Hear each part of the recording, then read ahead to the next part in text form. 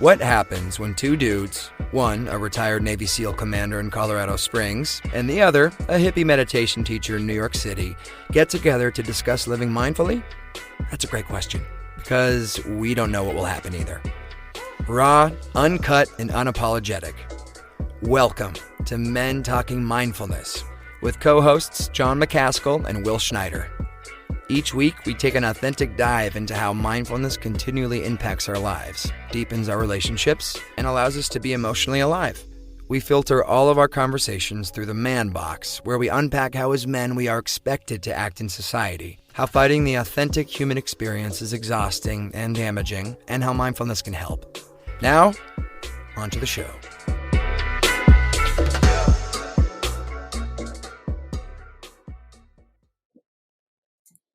All right. Will, brother, good to see you. Here we are, man, talking mindfulness. We are back. And what are you wearing, man? What are you wearing? Oh, I'm wearing the very first one of two mock-ups for Men Talking Mindfulness. We have t-shirts, John. Look at this. We got professional logo designer. My cousin actually does t-shirts. He's going to probably making those t-shirts for us. So we have like the logo on the front, MTM, and on the back, we have our raw, uncut. Can you see it, right? Yeah, raw, uncut, unapologetic. And we were talking to Seth the other day.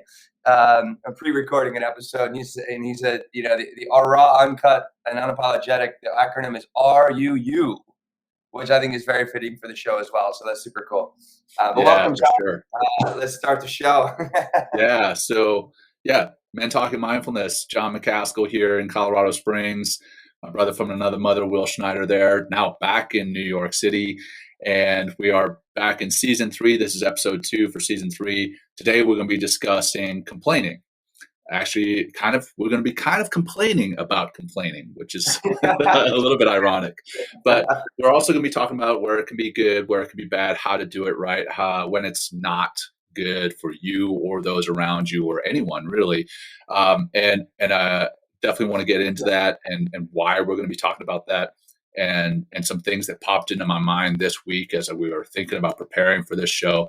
But prior to that, if you haven't ever tuned in before, the way that we do this is Will and I both, again, are mindfulness teachers, and we start the show with a grounding practice. We end the show with a grounding practice, and that's just the way we do things. So I'm going to kick it off with today's grounding practice.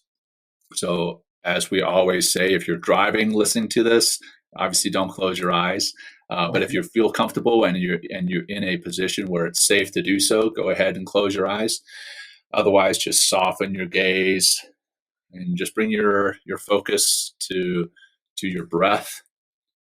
Focus on the here and now. As you do focus on that breath, the noise of life is going to be tuned out, or at least settled down for the moment. And to help us really intentionally draw our attention to our breath, we're going to do 3 cleansing breaths to start. Begin by breathing out all your air. Now breathe in with us. Focusing on the breath, now breathing out through your mouth.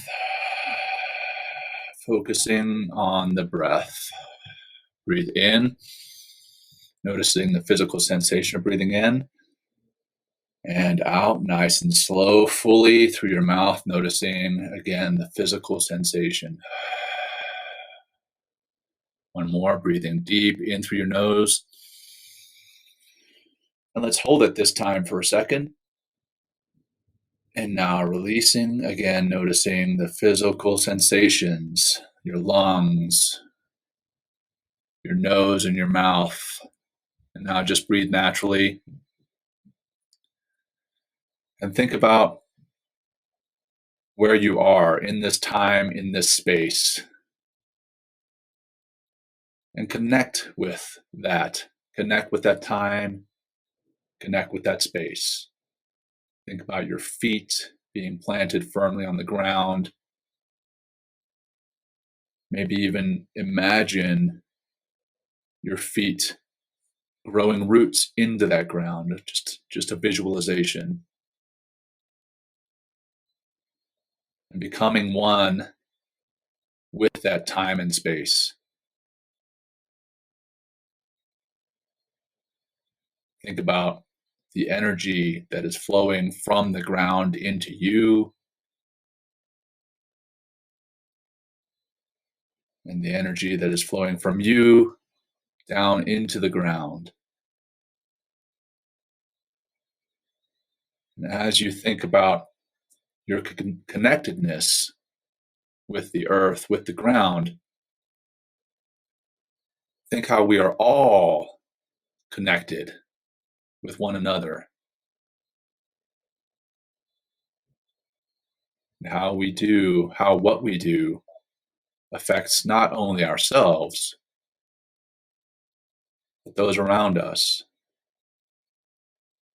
And if we can bring a sense of peace to ourselves, quite often that sense of peace resonates with those around us. Again, just visualize yourself being rooted into the ground, the energy flowing both ways, into you and out of you.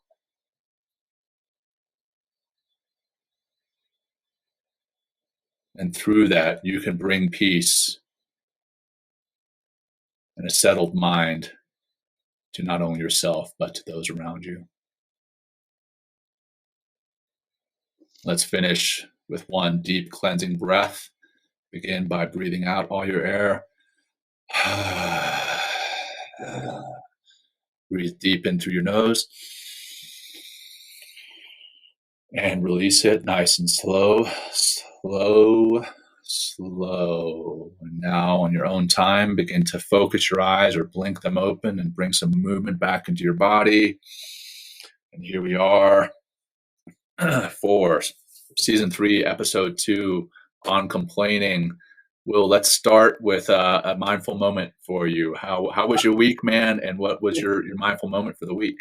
Thank you. I forgot about our mindfulness moment of the week, John. I'm still my focus is on my mom and my parents and just kind of like the experience I had, being with, have my mom in the hospital, spending a week with my dad. And it was a good time. It was like, I didn't enjoy, a good time. I mean, it was a good time for me in my relationships with my family, which I thought was, it was different. I haven't really spent one-on-one time with my dad like that, especially with my mom not around and us, like, my mom usually kind of controls the household kind of thing. As far as like grocery shopping and, organizing dinner and stuff like that. And to not have my mother there, I was like, hey, Dad, we need to go grocery shopping. He goes, okay, we'll go tomorrow. So I'm grocery shopping with my dad. I thought that was fun. It's just, mindful of how relationships can change. And also how I think mindfulness has really helped me to adapt and be more, get into the flow of change. I think it was really a big moment for me these last few days, and then coming back to New York, but still worried about my mom. So a lot of mindfulness coming up, especially when your family unit is just very disrupted.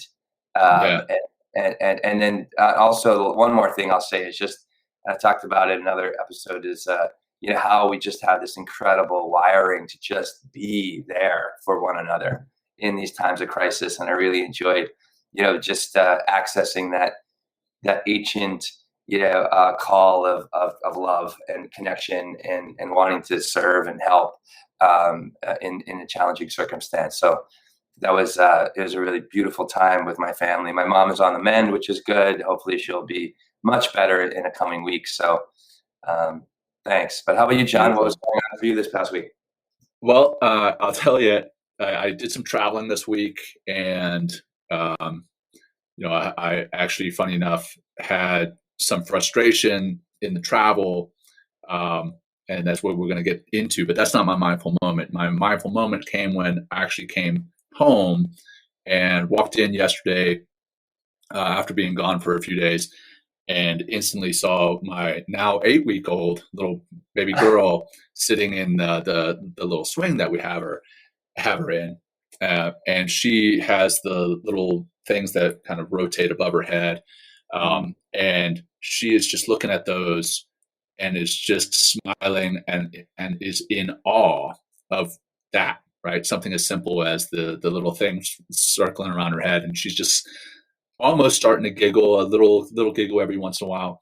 And it's just, it just really brightens up my day, fills my heart. But it also comes back to what we've talked about before, that beginner's mindset. And it's so great to see that beginner's mindset in this little 8-week-old. Like, it's just these two little things that circle around her face, and she is loving it.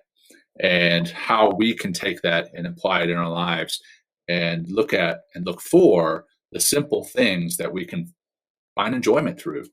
So that was my mindful moment for this week. So. Oh, thanks. Well, we talked a while ago about wonderment. Yeah. Right. Yeah. I think that the beginner mindset episode, which is a great episode. Go and listen to that, y'all. But like, and we're really trying to get like all these practices, John, that mindfulness and meditation, they say, you have the way the life can progress, or the way that we can begin to change as people. And it could be over lifetimes. If you believe in like reincarnation, and kind of, you have the lamb, the lion, and the child, right? Whereas like the lamb just follows the herd, does what you're told, never speaks up, just keep moving forward. The lion, it's funny, mentioned the lion. The lion like kind of roars against the system, complains about the system, voices like the injustices that are all around us.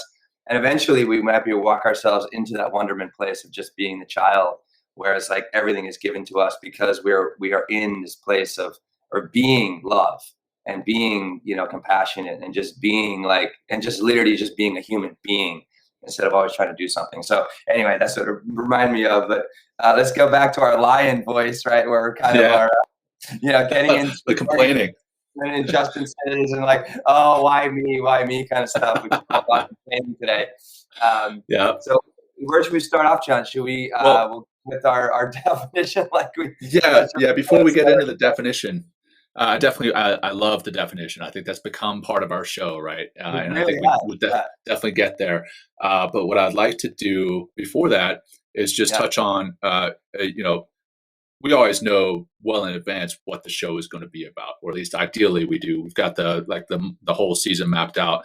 And this week I was trying to pay attention to my complaining, when I was complaining, either out loud or in my head.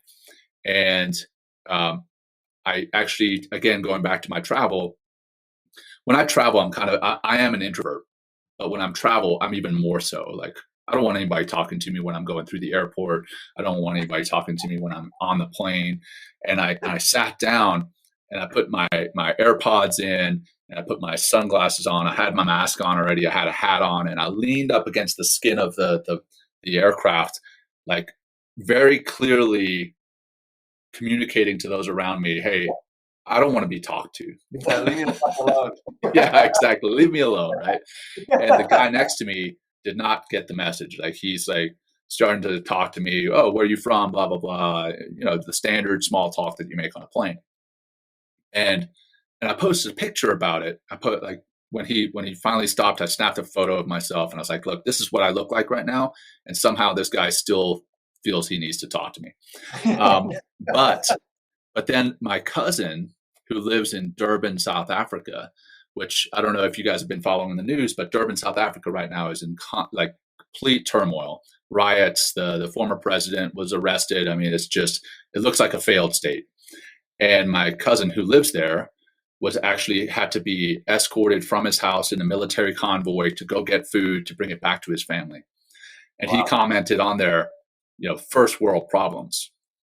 And I thought, damn, he's right. I left the picture up there so that people could see his comment and then my response. And I was like, you know what? He's right. When you take a second and take a step back and look at the grander perspective, do you have things to complain about? Was this guy talking to me on a plane that big an issue? And then my complaining, not only did I complain, but then I posted on social media. I took it one step further, which, I don't even know if we're going to get into that discussion today, but we do. A lot of us do complain on social media, so that we get the validation from people in comments. And I got a lot of validation, and I felt justified until he commented, and then I was like, damn, all right, let me take a step back. So anyway, I just wanted to put that in there before the definition because of what you mentioned, or what we've mentioned in perspective, in taking a step back, and then just to kind of lay the foundation for the show. So and then also to let those who are watching or maybe listening in and around the world from South Africa, I am personally praying for everyone there, and I hope that everyone does stay safe, and that there is a way to return back to some sense of normalcy. So anyway, that's a shout out to my home country and my family. So I wanted to put that out. So thanks. No, thank you, John. Well, I'll just jump in and talk about complaining, right? Well, we're talking about complaining, right? The definition, I have a couple definitions here. To express grief, pain, or discontent, right? To express grief, pain, or discontent. Another one is the expression of dissatisfaction or annoyance about something. That's it. That's what complaining is. And it can run really deep. I was just watching or doing some work with Will Bowen. He wrote A Complaint-Free World. I actually read on all this book, a book called Stop Complaining, which is okay, not that great, but it was still helpful, about complaining about the book, right? I really like how they talk about, or how Will in The Complaint-Free World talks about, and especially it's so pertinent now, that complaining could think it's infectious like a virus. It's like we can really pull other people into our complaining. We'll get into a little bit like why we complain and the different types of complaining and stuff like that. But it is like that's a great topic, because if we're mindful about our complaining, right, and what are we really saying about our complaining, right, when we are complaining, and what do we really want in return, instead of just like expressing negative energy or expressing like discontent or or grief or pain. So when you're hearing those definitions, John, or what's coming up for you with about complaining, or you just kind of talked about a little bit? Yeah, I mean, I would say that there's a natural tendency in the human experience to have that negativity bias that we've talked about before. So you naturally see the negative in things. That's a defense mechanism that's built into us to literally keep us alive. But we can take it too far as we start to complain about our coworkers to our other coworkers, right? That can create a toxic environment at work. When we create, or rather, when we complain about our friends, one friend to another friend, what does that do? What does that do to your friendship with the person that you're complaining about? But also, like, doesn't that undermine your friendship with that person that you're complaining to? Because in the back of their minds, they're like, well, when we're not together, they're probably complaining about us. Right. Yeah. Right. They're probably complaining about me. So there's definitely some negative pieces of complaining that I know we're going to get much further into. But then also, how do you feel when you do complain? Sometimes you feel a sense of validation and you can maybe feel a little bit better. Sometimes you feel as though you've blown off some steam and you can feel a little bit better. So I don't want to get into toxic positivity too deep, but I'll just mention toxic positivity, like the idea that we should always be walking through life with rosy glasses and that nothing should upset us. Right. That's not realistic. It's not realistic. But then the flip side of the rosy glasses is muddy glasses. We shouldn't think that everything is bad. And there's a level of complaining and how you're complaining and why. What's your intent with the complaining that we're going to get into here in the show that can put it on the bad side or the unhealthy side, destructive side.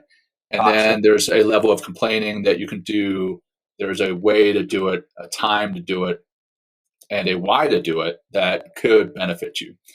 So that's what kind of pops into my mind as you mentioned some of that. So yeah, where do you want to take it from there, man? Well, let's go into, I think we need to make a distinction about what do we mean by like, what is the purpose of complaining, right? Let's go into that because there's different, let's go into that. So I mean, what I'm researching, what my experience has been like, if you're just complaining for this, if you're complaining about the weather all the time, like that is just like a negative complaint because, or if you're just continually complaining about something that you're unwilling to change or do anything about, then that's just a flat out negative emotion. It's negative. It's toxic. It is like a virus in the sense of like, you're just enhancing and strengthening that negativity bias. And it's tough to get out of that rut. And I know I have friends that, I really don't try to have friends that are complainers, but I know a lot of people that just complain about everything and just bitch and moan and it's just like they never seem to be, they're always dissatisfied or they're always in grief or always pain or everything is just causing them pain. And I feel like in when we're complaining in that regard, we're also accessing more of that victimhood. We're just continually moving through this like, oh, why? Oh, me, the world is not meeting my needs. And it's just like, oh, everything is so terrible. And I think so that's like one part of complaining. I think the flip side is you begin to vent. And I think I don't know if it is complaining in a sense, but it's complaining in the way that I'm expressing a frustration or something that's happened to me or a pain or something like that. But there's a willingness to change and do something about it. Like that's a big distinction here, right? Yeah. You're just complaining about the weather and you can never change the freaking weather. So why even talking or complaining? And that goes for many other things too. The weather can put in like, if you're complaining about, work all the time, right? But you're unwilling to stand up and make a choice or stand up and try to make some change or voice your opinion in some ways in order to get to a change in some way or to greet some sort of new challenge. Then you're just wasting your time and you're toxifying the office environment as well. But if you're complaining or I like to think venting or emoting in some way in order to share your feelings with somebody else and then taking the next step and be like, what could we do about it? Then that's when like, I think complaining is positive and there's negative things that are always going to happen in our life, John. It's like, how are we filtering? How are we perceiving this? Right? Are we going into that negativity bias, unwilling to change, staying with the status quo, being that lamb, right? I guess being that lamb, lambs are always kind of complaining in some ways or whatever. But they don't do anything, right? They still go to the trough and they follow, the rest of the herd versus like, wanting to change, like moving into the lion and maybe become the child someday. But that's what comes up for me. It's like, I complain. I try not to complain. I really try to keep my mouth shut and just try to either voice something that's positive, not necessarily going into that positivity toxicity, because not everything is positive. Right. But like, looking at like when I hear someone complain, I'm like, I go to a place of like, how can I help you? Or like my mind kind of goes like, how can we get out of this problem? So what, it kind of goes back to the equanimity versus the impulsivity episode that we did. And also last week's episode on patience, right? There's kind of there's a feeling as we go, let's say, for example, right? Somebody wins the lottery and they win $100 million. And if they are a big time complainer, they're going to say, well, I only got 56 million of that because the rest had to be paid to taxes. Like that's how they're going to see things. Like that's a positive thing. You just won $56 million. And what you're concerned about is that you paid $44 million in taxes. That's how some people, I mean, obviously that's an anecdote, but that's how some people are wired. And that can come from starting to complain at a young age, getting validation for that complaining and it compiling. But the reason I tied it back to the equanimity versus impulsivity, equanimity, again, is just accepting the moment, how it is right here and now, and just realizing that there's not anything that you can do about it. Whereas impulsivity is that you want to do something right now to either change your state of being, your status. And that's where I believe the complaining ties in. Also with patience and complaining, they go hand in hand. When you get impatient, most of the time, what do? You complain. Again, they go hand in hand. And then that can also go to yet another episode of ours is the scarcity mindset versus the mindset of abundance. A lot of the time, if somebody sees somebody else succeeding, they feel that they need to knock them down, at least in their minds. They're like, I'm going to knock that person down by complaining. Like they didn't deserve, again, going back to the $100 million anecdote, they didn't deserve to win that $100 million. I did. Like that's the scarcity mindset. They're winning $100 million doesn't take anything away from you. And so there's a complaining, patience. There's so much overlap between us, but what's the common thread amongst all of it? It's man talking mindfulness, right? That's what we're going to talk about. There's mindfulness, and you can limit your complaining if you practice or live mindfully. You can cut the negativity out of your life if you're living mindfully. And I think that's important. But also, you realize when you live mindfully, there are, again, times and places and ways to complain that are going to be beneficial for you. So, I mean, what is it about what happens? Let's talk about the bad first. Let's talk about the bad first. All right. What happens, literally, what happens to our minds when we start verbalizing complaints? What happened physiologically, John? Yeah. What does happen physiologically? I mean, we up our stress hormone, cortisol. Right. Yep. I mean, so therefore we get, and then where are we? Like I love it. We always come back to the sympathetic, parasympathetic. Boom, we're in the sympathetic nervous system, right? And what's the world do in our sympathetic nervous system, right? We're usually in that, someone wrote here, victim versus victor, right? Yeah. So you're gonna just keep coming back to that victimhood, which is like, and that whole like, the world is out to get me. The world is a threat, right? The world does not meet my needs, right? There is no abundance. Everything is in scarcity, or everything is trying to hurt me in some way. Like, so therefore I express my grief or my pain or my discontent nonstop. And it's also when we're in, and think about it, when we're in that sympathetic, jacked up in cortisol, right? We don't have that ability to begin to see that and get to that broader perspective on things. Like instead of being like when something doesn't meet my needs and I'm going to go complain about it or say the weather even, it's just like, how can I make the best of a bad situation? Right? That's not even a thought. Right? And so as we continually, complain, we bring more cortisol into our body. We probably get more worked up. Our heartbeat, imagine, is even like ticking even faster. And we're in a spiral. We're just in a spiraling, negative, toxic to ourselves and also toxic to the people around us kind of environment and worldview. So that's what happens. So that's like when we start to complain, it's like we begin to activate that sympathetic nervous system and all those negative effects that we have on ourselves physically, and then how are we showing up in the world? Big time.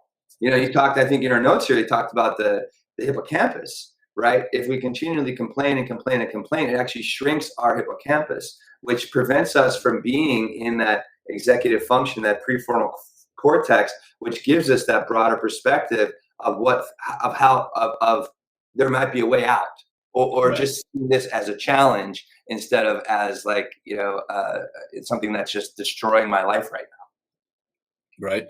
And you start to literally develop those neural pathways in your mind that are, again, reinforcing that negativity bias. So you start to see more negative in everything, from your work to your friendships, relationships, to your family, whatever. You start to see more negative. So then because you're seeing more negative, now you want to complain more about it.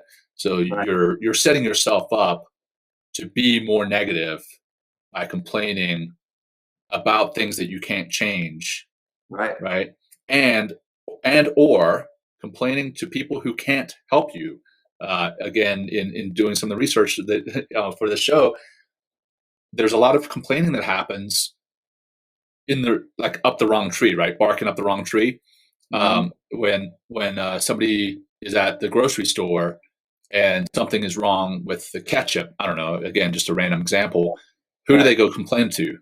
They go complain to the cashier, right? And the cashier can't do anything about whatever it is that you just bought, whether it's the ketchup, whether it's X, Y, or Z. When who you should be complaining to is maybe the ketchup company. And again, that complaining, one, without a solution in mind or an attempt to solve the problem, and then two, complaining to the wrong person can be detrimental to your mind and your health. As you start to have that negativity bias and you start to see more negative, you literally start to feel more negative. You start to walk around with your shoulders kind of hunched over, and you start to just everything that happens, you start to feel more negative about. But the one thing that, when you talk to people about complaining, some people are like, well, hey, I need to vent, and I need to vent to people who understand what's going on. Right. Most of the time when that's happening is people are, again, searching for validation. And you may feel the sense of bonding because as you complain about the ketchup, somebody else that you're complaining to is like, yeah, that ketchup sucks. And then you're like, okay, that's the validation. And then you end up going back and forth on it. And you develop this bond, but you're developing a bond over negativity. And that's the foundation. That's the foundation of your friendship. That's the foundation of your relationship. Is that what you want the relationship to be based on? Negativity? Or do you want a relationship, a friendship, a marriage, whatever, to be based on something positive? I personally choose the latter. And if I am complaining to somebody in my relationship, I would like to think, and I know this is, again, by no means perfect. I complain. I do it. I'm human. But now, after doing the research for this show and doing this show, I hope that I can carry it forward and complain, one, less, and two, when I do complain, that it's better, more productive complaining. So yeah, that's the pieces that I wanted to hit on. Yeah, back over to you, bud. Well, no, when you are complaining too, I mean, in that example you talked about the grocery store, like you're bringing your negative stuff into another person's sphere or into it, so therefore how, again, coming back to the tuning fork analogy, that we've used before. And, if you're lighting up with negativity because of your complaining, because your needs aren't being met, you're taking that into another person. It's just like, why, I don't know, in that example, it could go a bunch of ways. It could be like, oh, where's the ketchup? Or why don't you have this particular ketchup? Like, what's wrong with you? And it's just like, hey, back off. It's just like, I'm just a clerk, versus, or it could be, if going from another way, it's just like, why don't you just ask a question instead? It's like, hey, is your ketchup coming in? Or instead of complaining, in that particular example. But I think it's also important to be, you mentioned about, or kind of the bonding over negativity. So like misery loves company. Yeah. And it's like, for me, it's like, do you want to be in that company? I didn't want to be really in the company of that negativity on the inside. I just don't. Like, that's just not how I choose to live my life. I like to live, in a positive mindset. Things are never going to go my way. I mean, life is full of challenging, the Buddhists always talk about like life is suffering.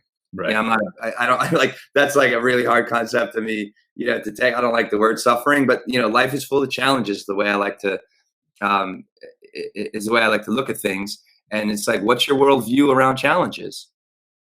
Right. Mm-hmm. And if you're always going to look at a challenge as and take it as a complaint, as a way of like, the world is not meeting your needs, then like, what kind of life are you living then? Right.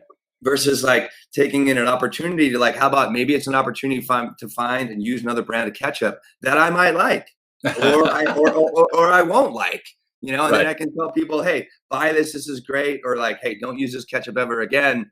In this analogy, but at least you're being productive and being positive in some ways, or at least like, greeting the challenge and trying something new. I mean, Right. which is so much of life. Like, it's like if we're doing the same things over and over and over again, and expecting different results, we're going to suffer a lot. We're going to probably complain a lot because life is always changing. It's all the time, always changing. And it's like, how are you adapting to that change? Right. Um, Yep. And again, what's the goal? What's the goal of the complaining? Right. yes. And, Yeah. Exactly. we mentioned if complaining is going to lead to a solution, then complain away if it's going to lead to a solution. Right. I mean, try to do it in a way that's productive and is going to lead to that solution. Try Right. not to offend anyone or hurt anyone's feelings. But in the comments here, I saw, let's see, it's something about a physical ailment being a legitimate thing to complain about. Yes. And we were even talking about that prior to the show. And I want to just read this one paragraph. Sure. Where MIT professor Randy Pausch, I think that's how it's pronounced, was diagnosed with terminal cancer in 2006. And he became famous for encouraging everyone not to be a victim.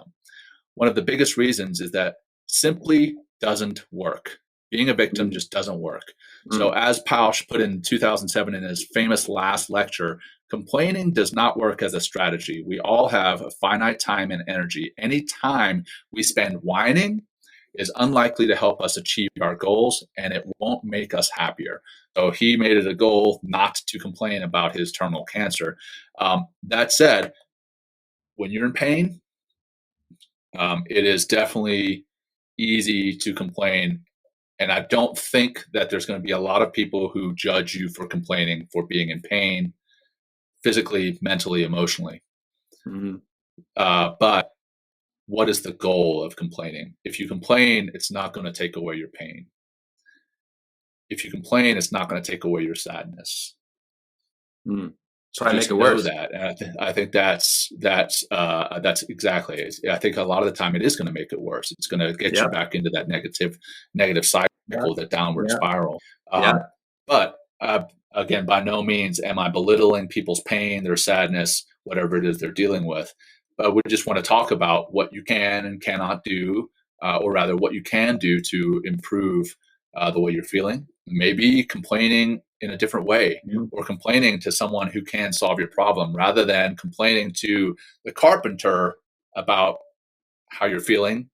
You go and you see a doctor and you complain about how you're feeling, because that's the solution. Seek the solution. Seek solution. Exactly. Well, I see that, some of these comments coming in about, complaining about your pain and stuff like that. If you really want to be inspired and learn about somebody else's struggle, tune into Dan Nevins and our episode. He lost both of his legs. Yeah. He lost both of his legs. I mean, to lose, I don't know what I would do, John. God, I don't want to talk about it because I'm afraid to lose any part of my body.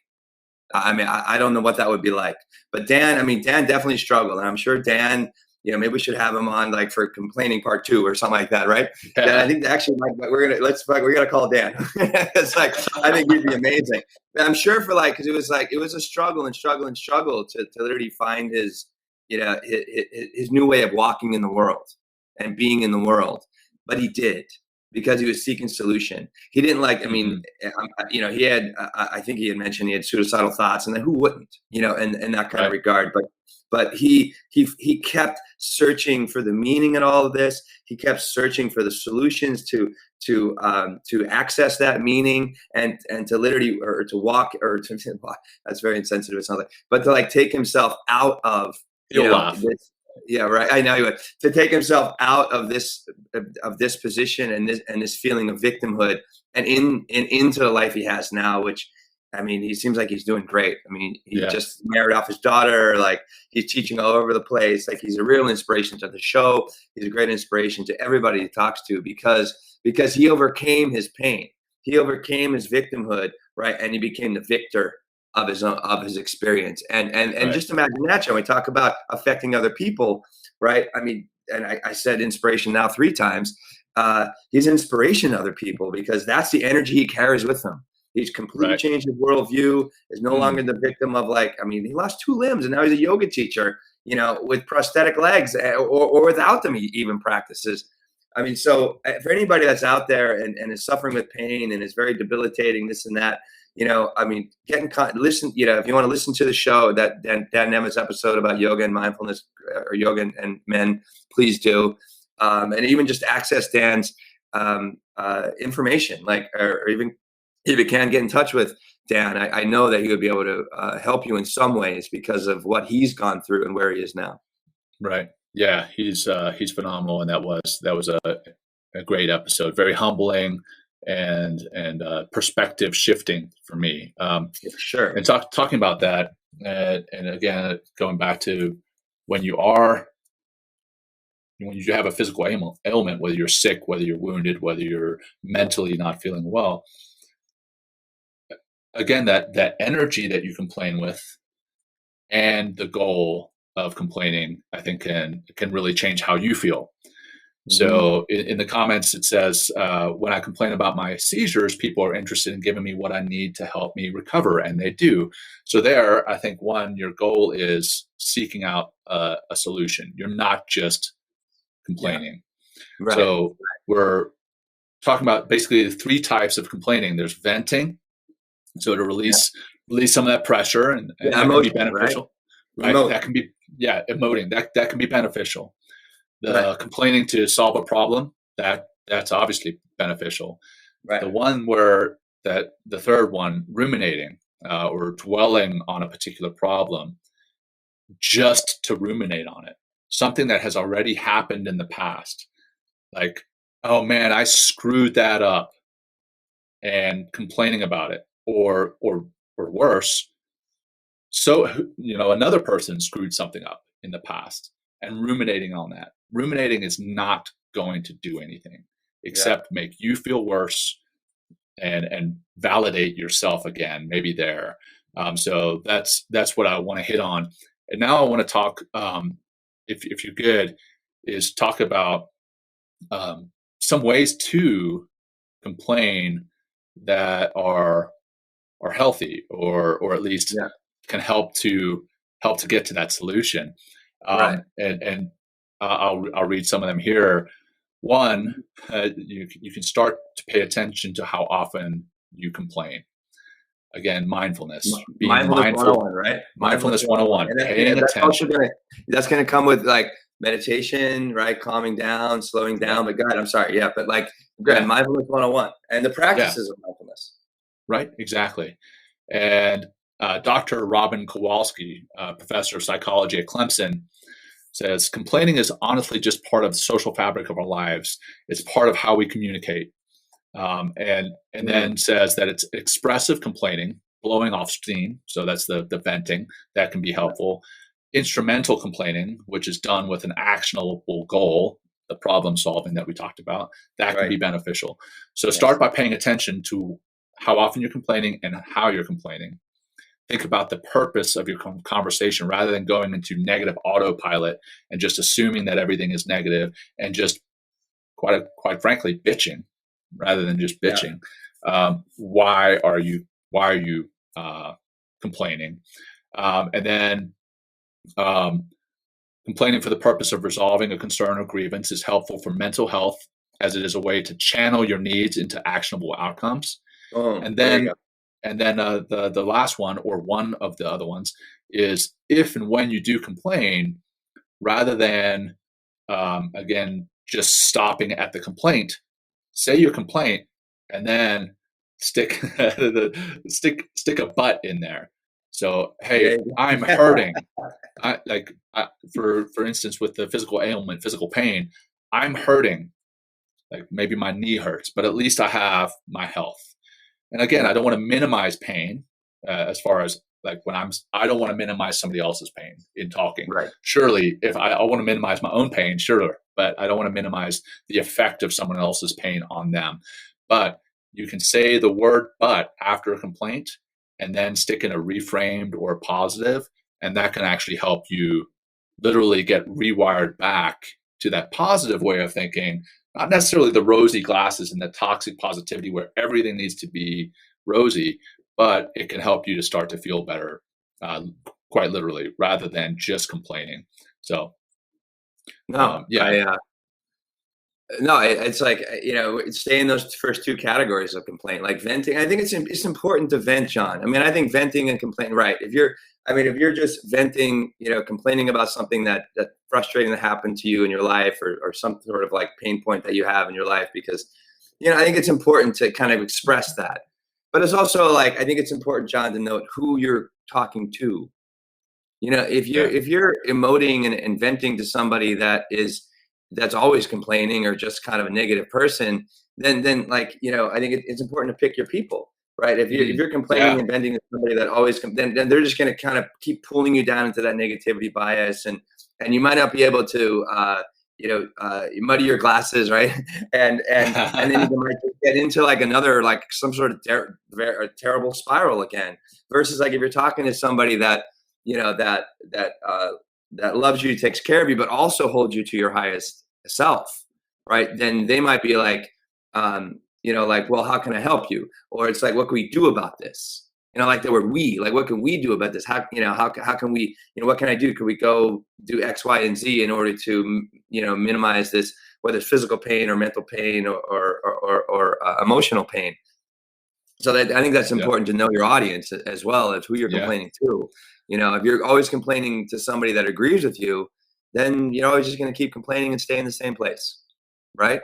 Right. Right. I did a quote here by. I'm sorry. Yeah. Yeah. Well, I'm sorry to interrupt you, brother, but like be careful of who you're complaining to, but also be careful of who's complaining to you, right?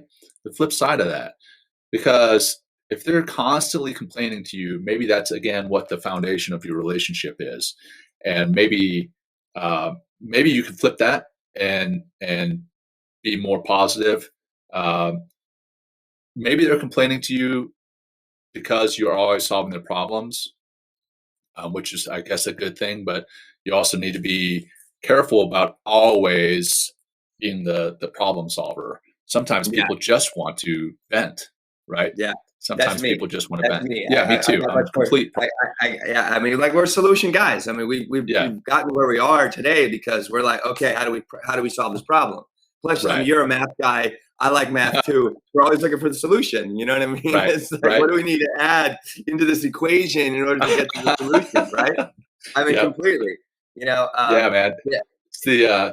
It's that old commercial, and I think I may have mentioned it on the show before, where it starts but behind a couple on a couch, the couple sitting next to one another, and you just see the back of their heads, and the woman is complaining about tension and pain in her forehead, and how this is really causing problems in her life, and the camera pans, and then as it pans to the front of the couple, the woman has a nail sticking out of her forehead.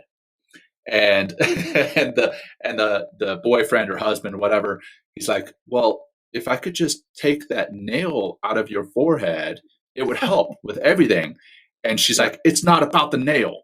I just want you to listen to me. and it just shows that, it shows the desire of some people. I won't just say men in general, but some people, there's a desire to fix the problem. Right. And then there's on the flip side, and it's not just women, it's just the flip side of the relationship. There's some people who just want to vent because they know you'll listen. And I think that's important to know. One, important to know who is complaining to you, and two, know why they're complaining to you. Are they complaining to vent, which again could be healthy, or are they complaining to solve a problem? Or I guess the third option is they're complaining for you to validate their victimhood. And if that's the case, you need to fix something. You need to fix something in the relationship. You need to fix something about why they're complaining. When I say fix something, I don't mean the fixer in solving their problem. I mean, literally fix something in their relationship. So there's got to be a deeper meaning here. Here's a quote. I like this. This is Brian Johnson. He does Optimal Living 101. He's been an inspiration of mine for probably since almost 10 years now. He says, fact is, we always have a choice. Will we whine about the challenges in our lives, or will we alchemize them into strength and service? If you're currently facing a challenge, what's your choice? Right? I mean, we have a choice, I thought like, oh my God, the time just flies. I think it might be crazy. this is by that again from A Complaint Free World by Will Bowen. He says there's 5 reasons we complain, right? And he put in an acronym GRIPE, G.R.I.P.E, right? And he says like we complain is driven by our unmet needs, and sometimes our social needs, right? And we complain. The number one reason we complain is to get attention, right? We simply want to connect with others and don't know how to do it in a positive way. Think about that. Like that's just getting attention, right? Yeah. And I love that, but we don't know how to in a positive way. Another reason we complain is to remove responsibility, right? to take ourselves off the hook. Yep. Right. Or it's like he gave an example of golfing, like we shank a ball in golf or something like that. And it's the sun's in our eyes or the grip was wet or something like that. Or like somebody, a dog barked in the distance and all of a sudden your shot it's a terrible shot. Right. So remove responsibility is another one. Right. The third one is inspire envy. Right. And this is a really like kind of an interesting one because, and it's like kind of a humble brag. Right, complaining about our good fortune to draw attention to your good fortune. He gave an example. Yeah. It's like you're complaining about your brand new computer, right? And like how it's like so complicated and so technical, and you don't know how to use it. But it's like at the same time, it's like, well, look at my new computer. Yeah. He said also another reason why people complain is for power. Right, which is interesting, and when you want to shift, like this talks about, this is what negative ad campaigning is in elections. Typically, we're trying to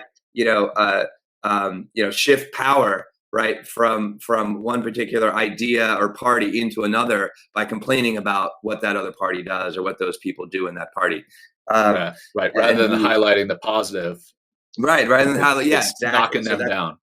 Right, exactly. And we undermine people, or if you're in that kind of negativity bias, very often, or you might be trying to undermine people's authority all the time. Like you might be doing that if you're about your boss. It's like, oh, he's stupid, or this or that. We should go this direction, and that's a complaint, but it's for a power grab in some ways, or to shift power. Right.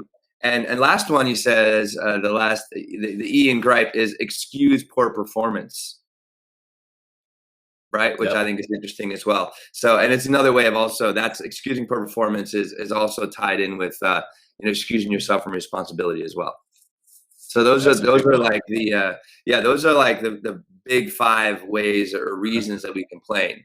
Right, to get attention, remove responsibility, inspire envy. Oh, like my new Tesla sucks because I got a flat tire. You know what I mean? It's like, all right, dude, good for you. It's so tough sitting at the Tesla charging station. Yeah, exactly. Another one is for power, right? To I forget, assume or like take power away from people or shift power, and excuse poor performance. And he also said, here's like a cure. Like this is like, so let's get back. We'll kind of finish with like, how do we? We talked about being mindful of complaining is a great way to do it. Surround yourself with people that want to help you, right? That will help you get to those solutions that you might not have right in that space. But he says like there's 2 major cures for complaint, for the complaining virus, as Will talks about it. And you can do this at home, at the office. The first one is like you have a quarantine complaint-free zone, right? So that can be the kitchen table. It's like nobody's complaining during dinner. This area, right, we do not complain, or like at the water cooler or at lunch at the office or something like that. We don't complain, and this starts to help us become aware that we are complaining. And I think and also what's nice about it is in a social setting, right, around the kitchen table or at the office, right, you can be like, hey, no complaining. And you're complaining about somebody complaining. I get it, but it's just like, but you're like, but you're bringing awareness. Like we typically, a lot of people that complain that haven't really, done a lot of self-reflection in some ways, whether that's any sort of the mindfulness practices that we continually talk about, they are unconscious, right, and incompetent in the sense of like, they don't even realize that they're complaining. Right. And the last one is he says to heal yourself. What can you do? What can you do to discover how often you complain?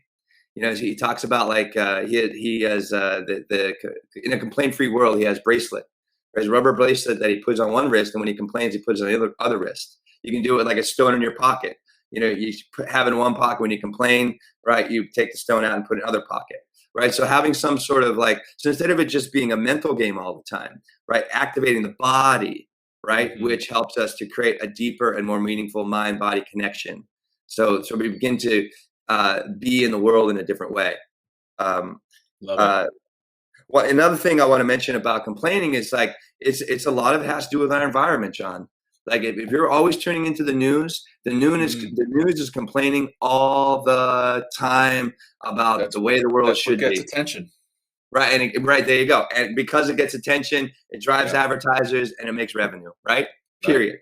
Right. So if you're a news person and you watch a lot of news, watch how much complaining they do, and then watch how you're more willing to complain about something, right, that you also have no control over. Right. If you're comparing, if you're complaining about a particular piece of news that's happening in a different part of the world, right, and just talking to complain about it, and you can't even do anything about it, then where is that leading you? What road is that taking you down? And also, like, people that complain, like you're what we said before in the show, like you are the average of the 5 people that spend the most time with, right? And if you're around a bunch of complainers, guess who you're going to be? You're going to be a complainer as well, right? Yep. And kind of like detracting from your potential greatness and opportunity and who you can be, instead of trying to move in that direction. Right. What are some other things, if you have any, John? Like, might help us as far as a couple of closing comments. Actually, just one really.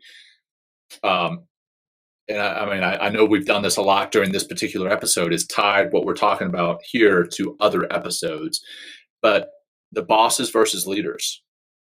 I know we just mentioned like 7 episodes today, John. We're just plugging. Yeah, I know. Hey, we can just go ahead and plug all 40 something episodes. Let's do it.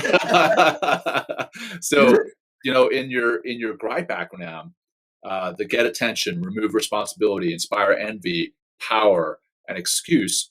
I think that the G.R.I.P.E acronym is what bosses do a lot. G.R.I.P.E to get attention, right? Does a leader do that? A good leader does not gripe to get attention. A good leader gives the attention to his organization, his team, his or her team. To remove responsibility, what does a boss do when things go wrong? Like, well, my team just wasn't acting. Okay, that's what a boss does. A leader accepts that responsibility rather than removing it. Inspiring envy. Maybe that applies, maybe it doesn't. But I think a lot of the time, bosses, even amongst other colleagues, they may look to inspire envy by complaining. Power, to attain that negative power. Again, boss versus leader. The boss will do that, the leader won't. And then excusing poor performance, and that's kind of the same as remove responsibility. Mm-hmm. That's where a boss will do that, whereas a leader won't. So that's the 1 minute distilled version of the bosses versus leaders in one acronym. But I think that's where it ties into some of the other stuff that we've talked about before. That said, coming up on the end of the show, before we go into the final grounding practice, Will, you got anything, brother? I don't think so, John. I think we really, I think we really do need to. This would be a great place to have Dan come back on. Yeah. Do part 2 of this episode. I mean, talk about anybody that can complain. I mean, Dan, it can be. So if you're listening, send us a message. We'll make sure we tag them on this. Yeah. And I think, the last thing I'll say, and I'll just repeat it, is like, be sensitive to the people and the things that are influencing your life. Yep. The radio, the TV, the shows you're watching, the people in your life, the office that you're at. I mean, it's all going to have an effect on how you're showing up in the world, how you're thinking, how you're feeling, and how you're really that worldview. And and I think that's part of a big reason why we have this show, John, because we're really trying to create a community that is driven and passionate, to just have the world be a better place. Right. And if we have what would the world be like if it was complaint free, or at least complaint free in the way that we talked about, that we're not trying to seek solution, We're just Right. complaining, for attention or whatever else, or for a Right. power grab or something like that, and really not looking to how to turn that challenge, right, and make a choice and turn it into something that's productive and positive. Right. Right. Yep. Mhm. 100%, man. And I do want to give us kind of a shameless plug here prior to the final grounding, because sometimes after we say, hey, we're going to do the final grounding, this is where we lose some people. I want to go ahead and say this before the final grounding. Hey, if you like the show, share it with your friends, family, whoever else needs to see it. If you're listening to the show, we would love you to take a screenshot of your listening to the show. If you're watching the show, take a screenshot right now, post it, share it, and then tag us. We would love to be tagged. We'd love to see who's watching, who's listening. Please share that with us. Share that with your friends, family. Give us a review, rating on iTunes, wherever else. And we really appreciate you tuning in. We really appreciate you sharing it with your friends, family, whoever else needs to hear it, because we feel, we're not trying to do a humble brag here. We feel that what we're sharing is changing lives, and we see that, and we're very thankful for you all, for our listeners, our viewers. So I just wanted to get that out before we lose you. So thanks for that opportunity, for that shameless plug there, Will. No, it's been a shameless episode, John, with all the plugs of our episodes. It's all good. That was not planned. Not planned. No, it wasn't. But we were excited about the show. But all right, let's close with a nice little grounding exercise. Let's do it. So wherever you are, again, whatever you're doing, you just stop what you're doing, and let's just take a momentary pause. And we'll just start with a few breaths. If you can close your eyes, great. If you can't, that's okay. You can still breathe with your eyes open. I think you've done that before. So let's exhale out through the nose. Try to really empty out and pull that diaphragm all the way up below your underneath your rib cage. And let's take a nice, satisfying inhale. And exhale out the nose easy.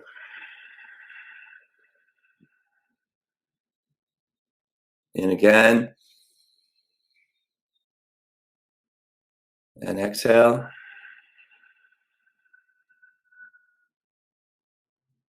Again, in.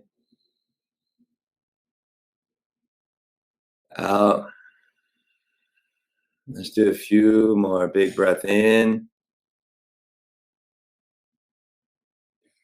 Exhale easy.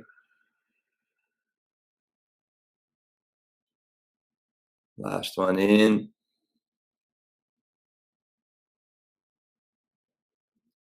Some out gently.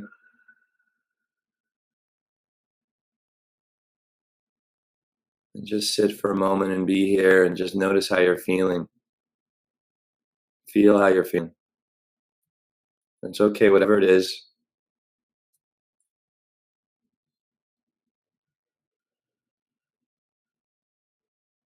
And then just be mindful of one thing that you complain about, like way too often or all the time. Bring that complaint into your mind.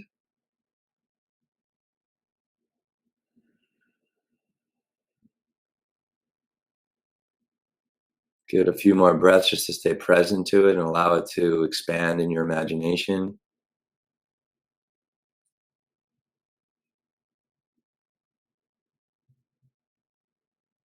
And then choose one simple thing that you can do to change that. So instead of being the victim, be the victor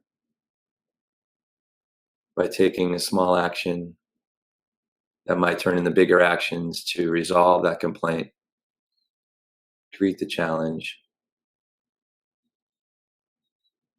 and find solution.